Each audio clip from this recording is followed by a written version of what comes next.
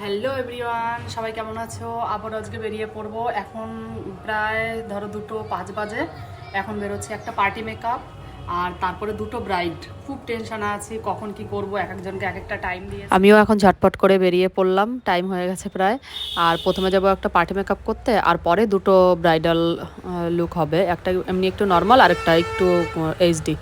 আর কি বলো তো, ভিডিওটা লং হয়ে যাবে বলে আমি লাস্টের ব্রাইডের ভিডিওটা দেইনি। আর আমি দেখো বলতে বলতে দিদির বাড়িতেও চলে এসেছি পার্টি মেকআপের জন্য। আর আমার এত টাইমটা তাড়াতাড়ি চলে যাচ্ছিল কি বলবো, তার জন্য দিদির প্রথমের কোনো পিক বা ভিডিও আমি সেন্ড করতে পারিনি, একবারে ফাইনাল লুকটা দেখালাম তোমাদের। পার্টি মেকআপটা শেষ করে আমি তনিমাদের বাড়িতে গিয়ে দেখছি ওর গায়ে হলুদের নিয়ম কানুন কিছুই কমপ্লিট হয়নি।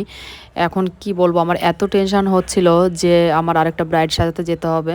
আর ওকেও কি দোষ দেবো বলো, নিয়ম কানুনগুলো বাড়ির সবাই যদি একটু তাড়াহুড়ো করে করে তাহলে তো তাড়াতাড়ি হয়ে যায়।